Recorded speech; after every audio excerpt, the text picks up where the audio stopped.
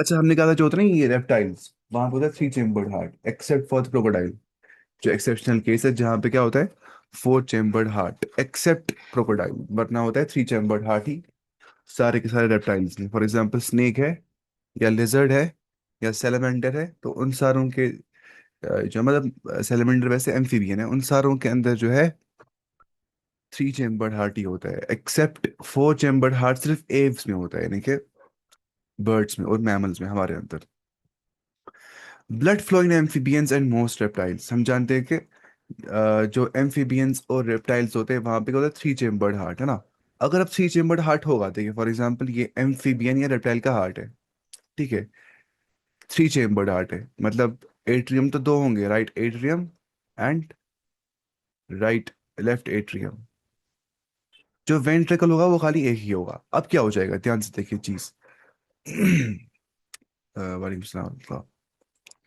अब ये हो जाएगा कि जो ऑक्सीजनेटेड ब्लड होगा वो लंग से आ जाएगा ना, या स्किन से आ जाएगा, गिल से आ जाएगा। लंग से तब आ जाएगा जब पल्मोनरी रेस्पिरेशन हो जाएगी, जैसे हो जाती है फ्रॉग में जब वो जमीन पे होता है।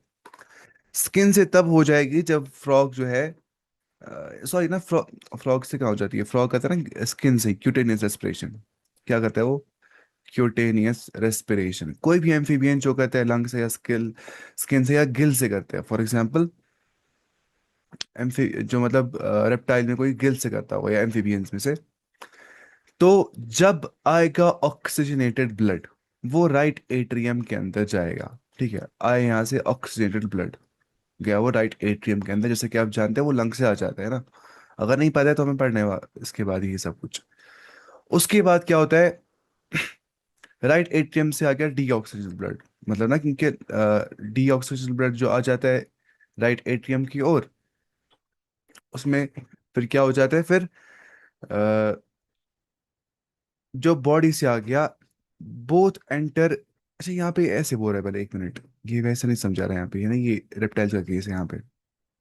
देखिए, जो ऑक्सीजन ब्लड होता है वो कहाँ से आएगा, लंग से आ जाएगा, या स्किन से आ जाएगा, या गिल से आ जाएगा। वो लेफ्ट एट्रियम के अंदर आ जाएगा, ठीक है। और जो राइट एट्रियम होगा, उधर पे क्या आ जाएगा, डीऑक्सीजनेटेड ब्लड है ना, फिर वो जाएगा कहाँ पे, फ्रॉम बॉडी वो आएगा डीऑक्सीजनेटेड ब्लड है ना, तो वो घुस जाएगा कहाँ पे, both enter into single ventricle. In short यहाँ पे ये समझना है कि यहाँ पे डीऑक्सीजनेटेड और ऑक्सीजनेटेड ब्लड जो है वो मिक्स हो जाता है एक ही वेंट्रिकल के अंदर, क्योंकि यहाँ पे सेपरेशन नहीं होती है इसके दरमियान। वालेकुम सलाम, है ना।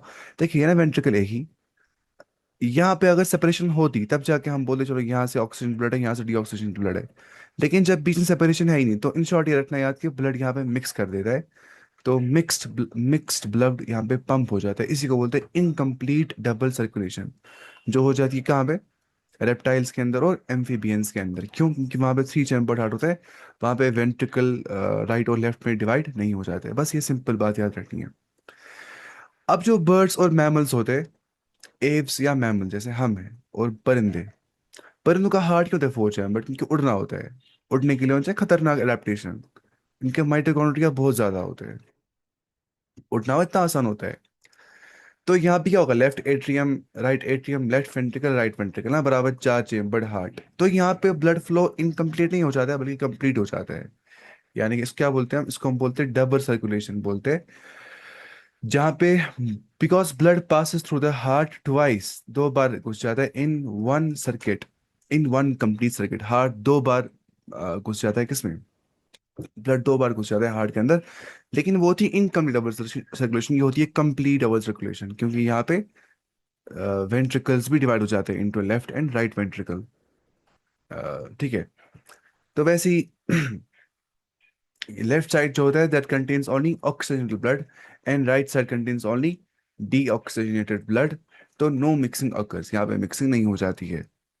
तो जहाँ पे जब मिक्सिंग नहीं होगी between oxygenated and deoxygenated blood, उसे क्या हो गया, मैक्सिमम ऑक्सीजन सप्लाई पहुंच जाती है। क्योंकि जब मिक्स हो जाता है फिर मैक्सिमम ऑक्सीजन सप्लाई नहीं पहुंच जाती, क्योंकि वो दोनों मिक्स वापस कर देते हैं, डीऑक्सीजनेटेड एंड ऑक्सीजनेटेड ब्लड। तो दैट्स वाई यहाँ पे हाई मेटाबॉलिक रेट होती है, बिकॉज यहाँ पे एक्चुअली हाई मेटाबॉलिक डिमांड होती है। क्या होती है, हाई मेटाबॉलिक डिमांड है ना, उड़ना होता है। उड़ना एक बहुत स्ट्रीनस एक्टिविटी होती है, स्ट्रीनस मतलब जहाँ पे बहुत एनर्जी लग जाती है। तो बेटर एफिशिएंसी के लिए चार चेम्बर्ड हार्ट इन मैमल्स क्योंकि हम भी कॉम्प्लेक्स सोचना पड़ता है बहुत ज़्यादा ना। जो मैमल्स की कॉग्निशन होती है वो बहुत हाई लेवल की होती है, खासकर ह्यूमंस की अगर देखेंगे। या जो बाकी फंक्शंस होते हैं मेटाबॉलिकली ज़्यादा एफिशिएंट होते हैं। तो बेटर एफिशिएंसी के लिए क्या चाहिए होता है? Better oxygen supply. वो कब पॉसिबल है? जब राइट और लेफ्ट वेंट्रिकल सेपरेट हो जाएंगे और बीच में वहां पे सेपरेशन होगी।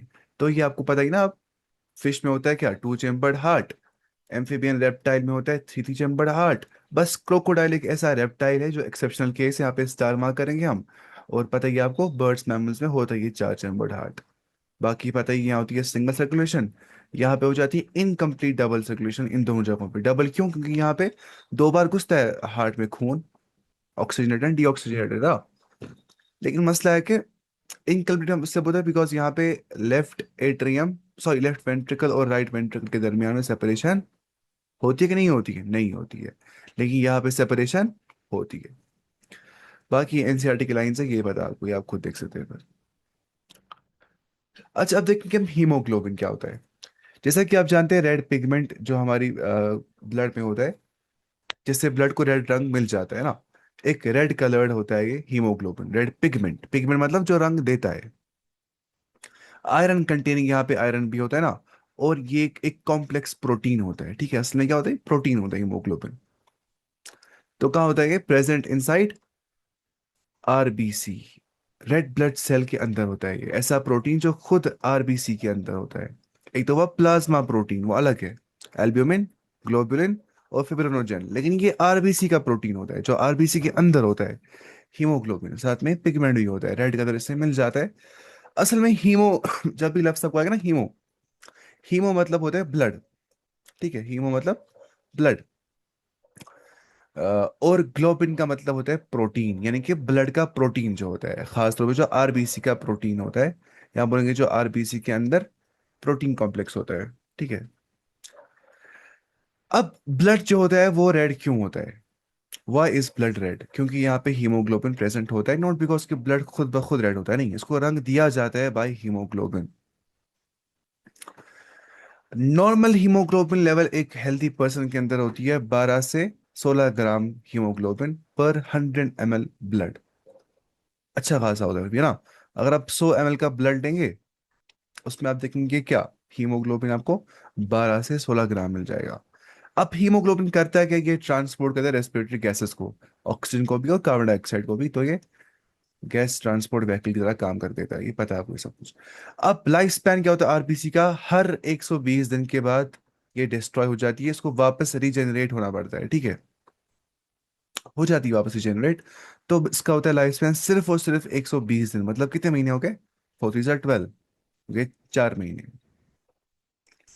हर 4 महीने के बाद, 120 दिन के बाद जो है, ये वापस रीजेनरेट हो जाते हैं और डिस्ट्रॉय भी हो जाते हैं, फिर वापस बन जाते हैं। अब एक बात रखने को याद, ग्रेव यार्ड ऑफ आरबीसी, कब्रिस्तान जो आरबीसी का होता है उसको बोलते हैं स्प्लीन। इसको कशी थोड़ा सा बात पो स्प्लीन जो होता है,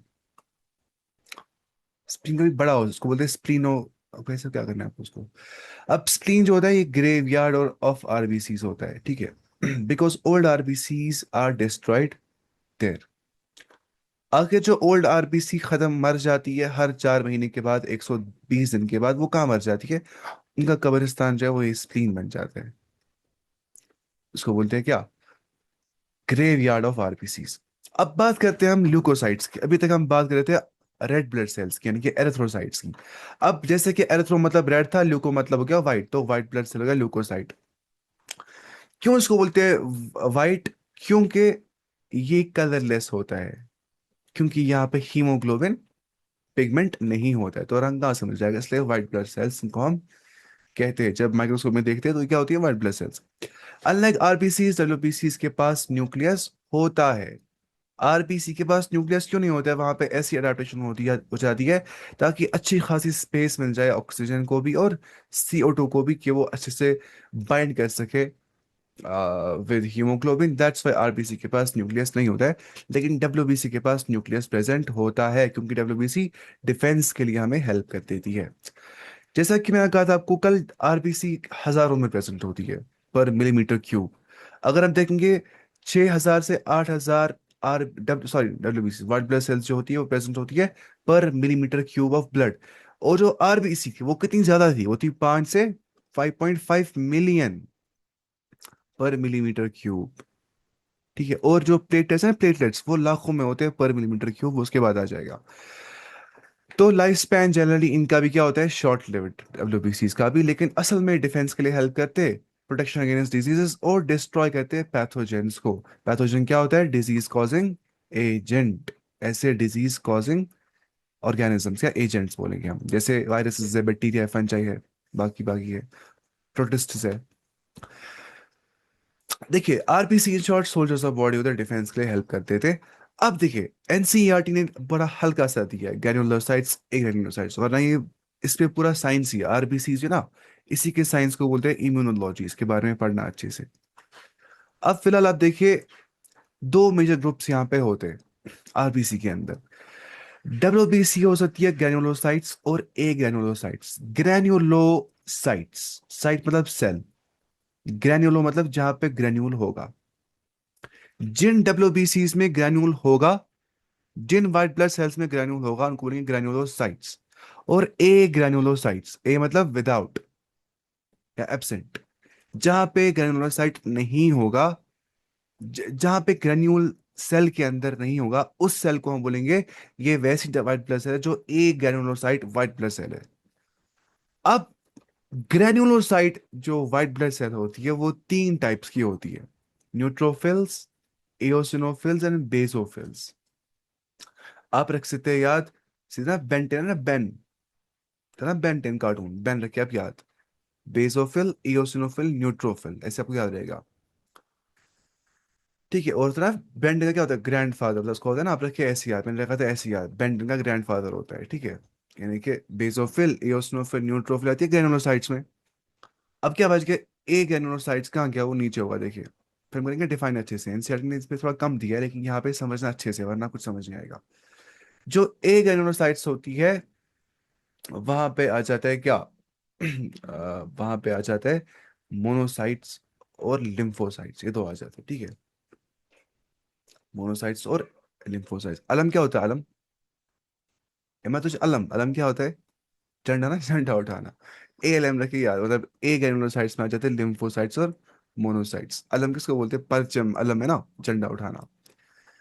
तो अब रखते बेंटन के ग्रैंडफादर से याद और अलम से याद है ना, बेंटन के ग्रैंडफादर बेसोफिल, इयोसिनोफिल, न्यूट्रोफिल, वो आती है ग्रैनुलोसाइट्स में।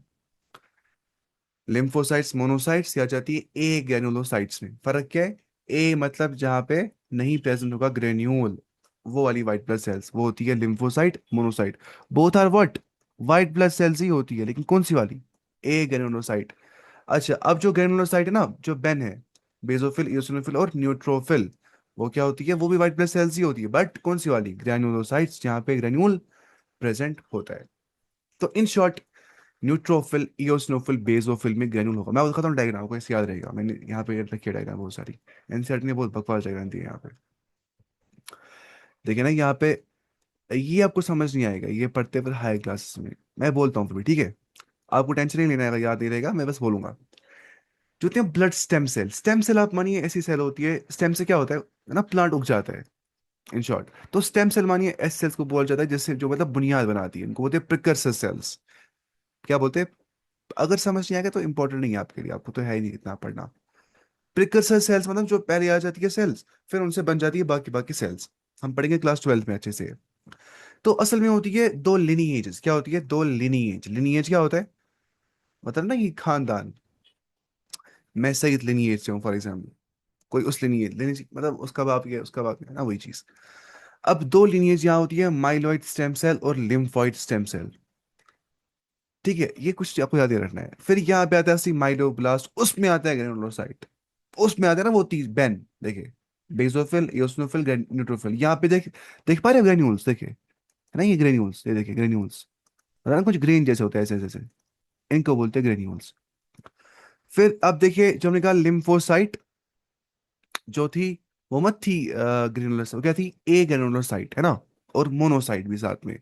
तो यहाँ पे आप देखिए लिम्फोसाइट यहाँ पे आ जाती है, लेकिन ये आपको सिलेबस में नहीं है, इसको हम क्रॉस मारते थे बस समझाने के लिए कैसे इनको मतलब लिनिएज खानदान का होता है, ठीक है। यहाँ पे आती है टी लिम्फोसाइट में पढ़ने वैसे, नेचुरल किलर सेल, मतलब ये जो डिफेंस के लिए हेल्प कर देती है ये सारे सेल्स हमारी बॉडी में, ठीक है।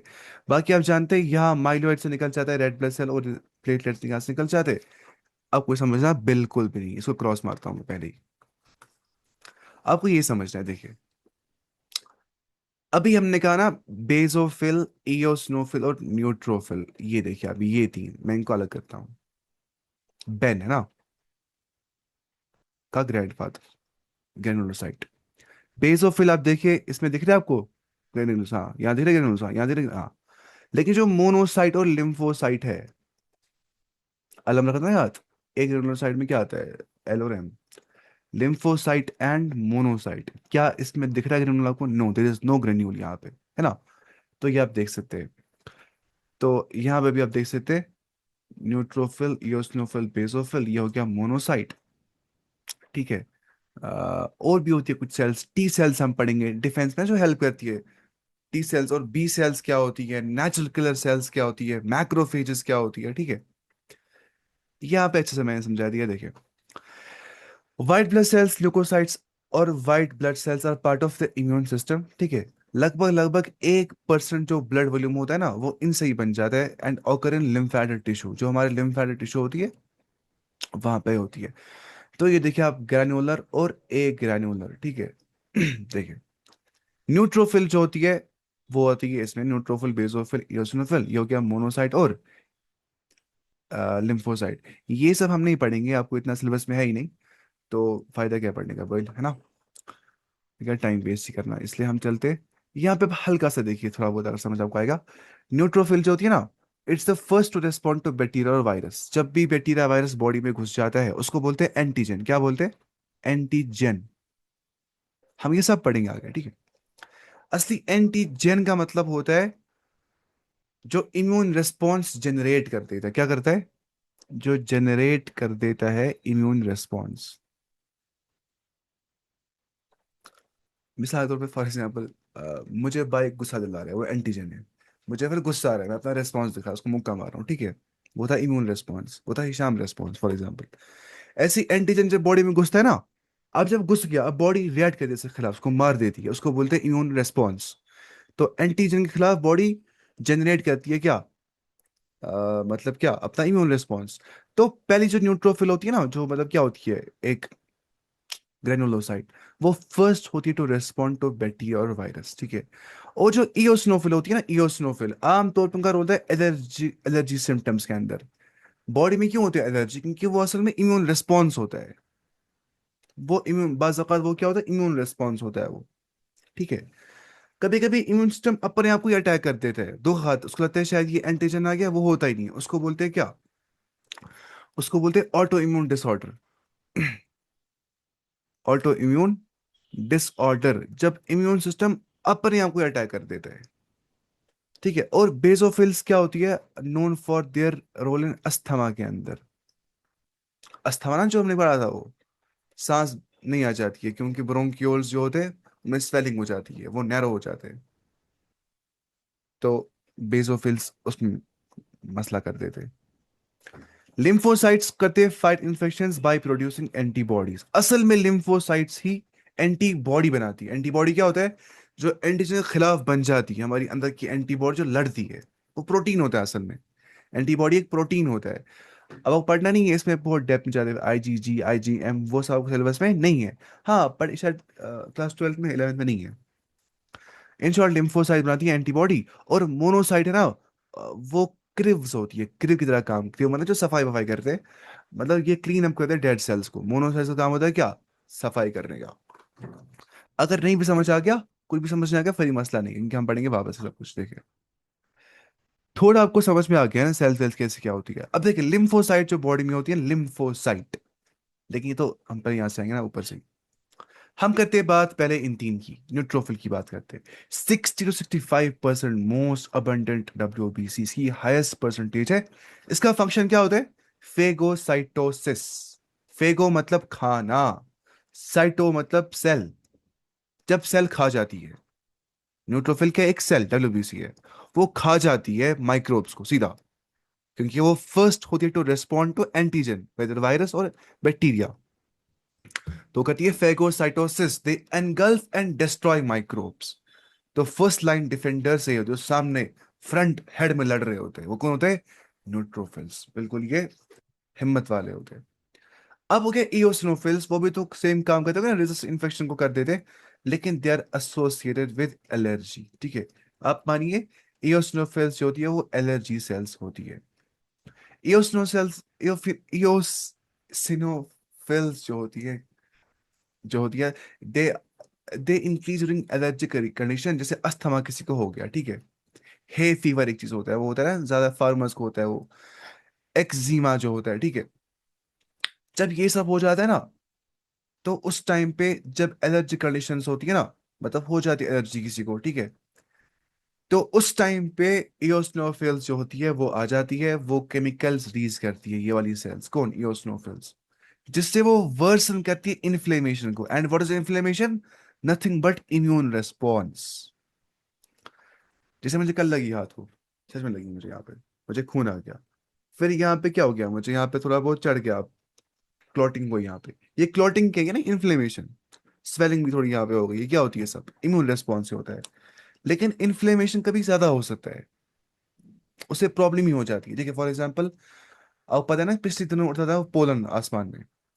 अब पोलन क्या होता है? वो एक एंटीजन नहीं होता है, वो एक एलर्जन होता है। क्या होता है? एलर्जन। एलर्जी कॉज करता है, लेकिन बॉडी को लगता है क्या, शायद घुस गया एंटीजन। वो कहती है इम्यून रेस्पॉन्स, क्या हो जाता है इंसान को? नाक ही बंद हो जाती है, उसका खतरनाक हो जाता है, इंसान को नाक ही बंद हो जाती है। जब नाक बंद हो गई, होता है साइनोसाइटिस, यानी कि जो साइनस होती है ना ये यहाँ पे, उसको होती है इन्फ्लेमेशन, है ना, फिर जुकाम बंद हो जाता है किसी किसी को, किसी को रनिंग नोज आ जाती है, ताकि बॉडी का अपने हिसाब से अडेप्टेशन बोलती है अब और वायरस नहीं घुसना चाहिए, हम म्यूकस बढ़ाते हैं नाक के अंदर, या जो है बाकी यहाँ मसला हो जाता है। तो वैसा कुछ उसको बोलते हैं इन्फ्लेमेशन, वो भी क्या होती है? इन्फ्लेमेशन। लेकिन ये हेल्प करता है टू फाइट पेरिस्टिक वर्म्स के लिए भी, कौन? Eosinophil. In short allergy cells को बोलते हैं, जो एलर्जिक रिएक्शंस के टाइम पे ये केमिकल्स रिलीज करते थे, जिससे इन्फ्लेमेशन बहुत खतरनाक हो सकती है, ठीक है। तो ये होता है। एलर्जी क्या होती है? असल में होती है इन्फ्लेमेशन, वो इम्यून रेस्पॉन्स होता है, जो इम्यून सिस्टम चाहता है खुद को बचाना, लेकिन एलर्जी हो जाती है उस चीज से। अच्छा, बेसोफिल्स होते हैं 0.5 to 1%, लीस्ट अबंडेंट। आप देखिए सबसे ज्यादा कौन था? न्यूट्रोफिल, फिर इओसिनोफिल, फिर basophil. Least abundant WPC, lowest percentage यहाँ पे होती है। एनसीईआरटी बोलती है कि बेसोफिल जो है वो रिलीज करती है इन तीन चीजों को, हिस्टामीन को, सेरोटोनिन को, और हेपेरिन को, लेकिन वो बोलती नहीं है इनके फंक्शंस क्या होते हैं, लेकिन ये समझने। हिस्टामीन जो है वो असल में इन्फ्लेमेशन कॉज कर देता है, हिस्टामीन।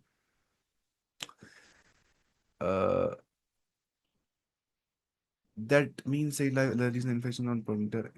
हाँ, वो असल में इम्यून रिस्पॉन्स ही होते हैं ना, वो असल में इम्यून रिस्पॉन्स ही होते हैं। अब एलर्जेंस को अवॉइड करना होता है इसीलिए, क्योंकि अगर इंसान एलर्जी, जैसे मैं कल ही पढ़ रहा था, एक एक्सपेरिमेंट हो गई है, उसको बोलते हैं एंटोमोफेजी। क्या बोलते हैं? एंटोमोफेजी। एंटोमो मतलब होता है इंसेक्ट के बारे में पढ़ना, ठीक है। जैसे एंटोमोलॉजी क्या होता है? Study of insects. एंटोमोफेजी मतलब क्या? इंसेक्ट को खाना, इंसेक्ट ईटिंग। एंटोमोफेजी में एक मसला हो जाता है, अगर इंसान क्रेफिश खाता है, क्रेफिश एक होती है आर्थ्रोपोड, एक होता है, ठीक है, मैंने खाया क्रेफिश, मैं खाता हूँ, लेकिन जो मेरी बॉडी है वो क्रेफिश के साथ एलर्जिक रिएक्शन कर देती है पैदा, मुझे हो जाते हैं कुछ सिंड्रोम हो जाते हैं उससे, white syndrome, white spot syndrome उससे हो जाते हैं, बाकी बीमारी हो जाती है उससे। अब मैं क्रेफिश नहीं खा रहा हूँ, ठीक है, क्योंकि जो क्रेफिश प्रोटीन है ना, वो प्रोटीन इम्यून सिस्टम देखता है ये प्रोटीन खतरनाक है, इसको खिलाफ करते हैं इम्यून रेस्पॉन्स, एलर्जी करते हैं क्रिएट इंसान को। तो मैं खाता हूँ इंसेक्ट को, या किसी इंसेक्ट को मैं खाता हूँ, लेकिन जो इंसेक्ट प्रोटीन है ना, बॉडी को लगता है क्या, वो प्रोटीन भी वही है, कौन? जैसे क्रेफिश का प्रोटीन था, क्योंकि वो उसको लगता है सब प्रोटीन सेम, तो वहां पर भी एलर्जिक रिएक्शन हो जाती है। तो ऐसे खाने से क्या हो जाती है? Allergic reaction. तो जिस चीज से इंसान को हो जाएगी प्रॉब्लम, उससे फिर एहतियाती करना होता है इंसान को ना। अब देखिए हिस्टामीन और सेरोटोनिन और हेपेरिन क्या करता है काम। हिस्टामीन कहते हैं इन्फ्लेमेशन कॉज, यानी कि इम्यून रिस्पॉन्स। हेपरिन जो होता है वो प्रिवेंट करता है ब्लड क्लॉटिंग को, अ नेचुरल एंटीकोगुलेंट। ठीक है, एंटीकोगुलेंट मतलब जो प्रिवेंट करता है ब्लड क्लॉटिंग को, ब्लड क्लॉटिंग करता नहीं है, रोकता है, तो उसको बोलते हैं एंटीकोगुलेंट। जो कोगुलेंट नहीं होता है उसके खिलाफ होता है, जो कोगुलेशन के खिलाफ होता है। एंटी मतलब उल्टा, कोगुलेशन नहीं देगा करने, मतलब खून बह जाएगा इससे, ना कि जम जाएगा। इन शॉर्ट हेपेरिन वो करता है, ये प्रिवेंट करता है किसको, ब्लड क्लॉटिंग को। तो हिस्टामिन आपको समझ में आ गया, इन्फ्लेमेशन, ये आपको समझ में आ गया प्रिवेंट्स ब्लड क्लॉटिंग। अब है सेरोटोनिन। सेरोटोनिन आपने सुना होगा ना, जिससे मूड रेगुलेशन जाती है बॉडी के अंदर। डोपामिन सुना होगा अपनी, ऑक्सटोसिन सुना होगा आपने, कॉर्टिसोल आपने सुना होगा, एड्रेनलिन आपने सुना होगा, हार्मोन के नाम ये हम सब पढ़ेंगे आगे चैप्टर्स में।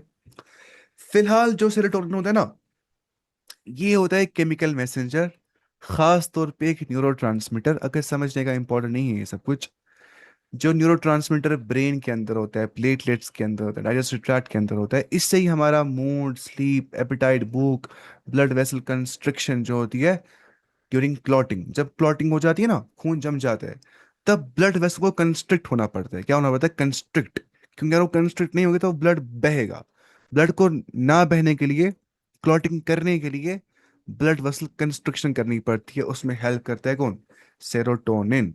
ठीक है। और जो सेरोटोनिन होता है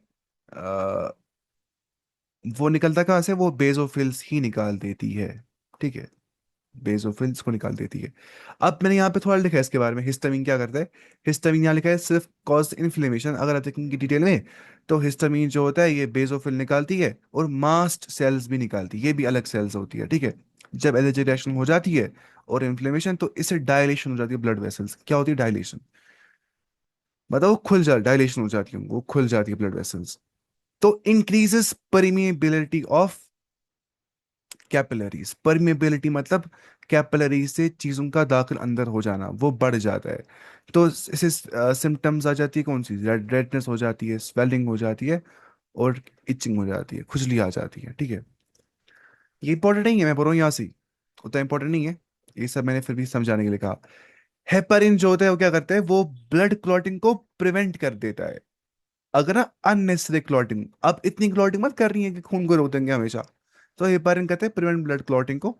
तो स्मूथ ब्लड फ्लो उससे हो जाता है वेसल्स के अंदर, ये इतना पता नहीं चाहिए आपको, इतना बेसिक सा। बाकी एनसीईआरटी खाली इतना बोला है कि यहाँ पे होते हैं तीन चीजें, हिस्टामिन, सेरोटोनिन, हेपारिन, तो बस। अब के ए ग्रैन्युलोसाइट्स, जहाँ पे ग्रैन्युल नहीं होता है डब्ल्यूबीसी के अंदर, वो होती है लिम्फोसाइट एंड मोनोसाइट। लिम्फोसाइट होती है 20 से 25%। ठीक है। और जो मोनोसाइट होती है नीचे, वो कहाँ की मोनोसाइट, मोनोसाइट देखिए आप, वो 6 से 8% होती है। तो इसकी देखिए आप परसेंटेज कितनी होती है। अब लिम्फोसाइट में दो टाइप्स होती है खुद ब खुद, इसमें भी वो होती है बी लिम्फोसाइट, टी लिम्फोसाइट। थोड़ा ज्यादा याद करना है यहाँ पे ना। बी लिम्फोसाइट को बोलते हैं बी सेल्स, और टी लिम्फोसाइट को बोलते हैं टी सेल्स। अब ये समझना है कि बी सेल्स और टी सेल्स क्या काम करती थी, ध्यान से देखिएगा, ये बहुत अच्छे से समझना है। बी सेल्स मतलब याद रखिए आप, बी से बोन मैरो, ऐसे याद रखिए आप। ठीक है। और टी सेल्स अब रखिए, टी से थाइमस, बताया हमें थाइमस ग्लैंड। अब रखिए बी से बोन मैरो याद, और टी से थाइमस याद। अब बी लिम्फोसाइट्स जो होती है, जो बी सेल्स होती है, they are produced and mature in the bone marrow. जो बोन मैरो होता है ना, स्पंज टिश्यू, हड्डी के अंदर, कल पढ़ रहे थे हम उसके बारे में। उसके अंदर बी लिम्फोसाइट्स या बी सेल्स होती है। और इनका फंक्शन क्या होता है, यही एंटीबॉडी बनाती है। जैसा कि हमने अभी कहा कि लिम्फोसाइट ही एंटीबॉडी बनाती है ना, तो असल में लिम्फोसाइट में जो बी लिम्फोसाइट होती है, वही एंटीबॉडी बनाती है, ताकि वो फाइट कर सके बैक्टीरिया के साथ, वायरस का, अदर फॉरेन सब्सटेंस या अदर पैथोजेंस के साथ, या अदर डिजीज कॉजिंग एजेंट्स के साथ। तो basically it's responsible for humoral immunity. There are two types of immunity जो आप क्लास 12 में पढ़ेंगे। एक तो है ह्यूमोरल इम्यूनिटी, दूसरा है सेल मीडिएटेड इम्यूनिटी। मैंने आपको फिर भी यहाँ पर लिखा है ये चीज, हम देखेंगे वो क्या होता है। फिलहाल आप रखिए याद, it's responsible for humoral immunity. अब जो टी सेल्स है या टी लिम्फोसाइट्स जो है, वो बन जाती है थाइमस के अंदर। वहां असल में वो बन जाती है कहाँ पे, बनती है वो बोन मैरो के पास, लेकिन मैच्योरेशन का हो जाता है थाइमस के पास। तो असल में जितनी भी लिम्फोसाइट्स होती है ना, वो बन जाती कहाँ पे, बोन मैरो के अंदर ही। अब फर्क ये होता है कि बी सेल्स बड़ी वफादार होती है, लिम्फोस बोन मैरो के साथ, बोलती है बोन मैरो हम तो पैदा यहाँ पे ही हो गए, हम मैच्योर भी यहाँ पे हो जाएंगे। लेकिन जो टी सेल्स होती है वो धोखा देती है और भाग जाती है किससे, मतलब ना बोन मैरो से, और वो थाइमस में करती है मैच्योरेशन को, फिर नाम पड़ जाता है टी सेल्स। ठीक है। तो दे डायरेक्टली अटैक इन्फेक्टेड और एबनॉर्मल सेल्स। टी सेल लिहाज लिहाज नहीं रखती, ये बात याद रखनी चाहिए, ये सीधे अटैक करती है इन्फेक्टेड सेल को। आगे सेल सीधे अटैक कर देती है, कोई एबनॉर्मल सेल है सीधे अटैक कर देती है। And help coordinate the immune response. तो ऐसी हो जाती है कोऑर्डिनेशन ऑफ इम्यून रिस्पॉन्स। तो ये होती है responsible for cell mediated immunity. अब वो क्या होता है हमें समझना है, cell mediated and humour immunity. देखिए ह्यूमर इम्यूनिटी जो होता है दैट इज मीडिएटेड बाय, उसको करता कौन है, मीडिएटर, मतलब उसको मीडिएटी वो बन, मतलब सामने वो आ जाता है, कौन आ जाता है सामने, बी लिम्फोसाइट कर देती है। कौन सी इम्यूनिटी, ह्यूमोरल इम्यूनिटी। क्योंकि बी सेल्स बनाती है एंटीबॉडीज को, जो एंटीबॉडी सर्कुलेट करती है ब्लड के अंदर और लिम्फ के अंदर। एंटीबॉडी होती कहाँ पे होती है ना, ब्लड और लिम्फ के अंदर होती है असल में, जो ये वाली एंटीबॉडी बनाता है बी सेल। तो ह्यूमरस का मतलब असली में होता है बॉडी फ्लूइड, क्या होता है, बॉडी फ्लूइड। तो ह्यूमरल इम्यूनिटी मतलब हो गया ऐसी इम्यूनिटी जो हमारे बॉडी फ्लूइड्स में होती है, एंटीबॉडी ना जो बनाती है बी सेल्स, चाहे हमारे ब्लड में या हमारे लिम्फ के अंदर। एंटीबॉडी अटैक करती है ना बैक्टीरिया को, टॉक्सिन्स को। टॉक्सिन क्या होता है मतलब ना, कुछ टॉक्सिन जो खतरनाक केमिकल्स होते हैं, या वायरस को आउटसाइड सेल्स। ठीक है। ये हमने देख लिया।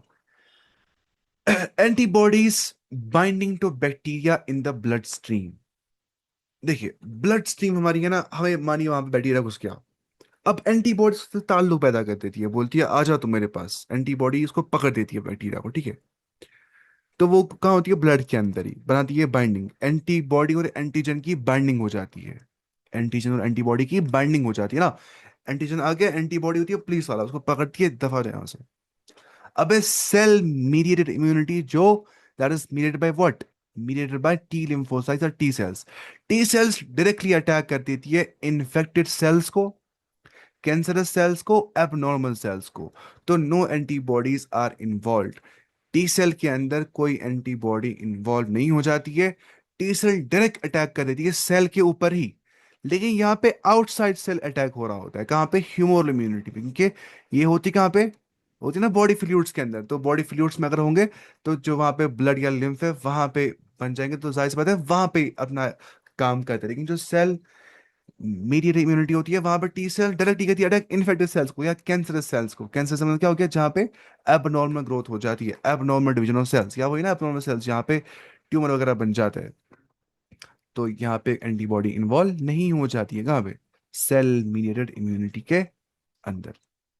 क्योंकि एंटीबॉडी बनाता कौन है, लिम्फोसाइट्स, खासतौर पे कौन सा लिम्फोसाइट्स, बी लिम्फोसाइट बनाती है।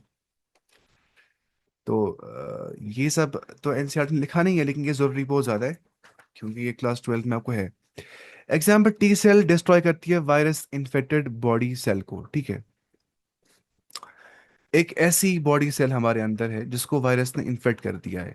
अगर वायरस ने इसके ऊपर अपना इन्फेक्शन कर दिया है, तो हो सकता है वायरस आगे चल के और सेल्स को भी अटैक करेगा और ये बढ़ जाएगा इन्फेक्शन।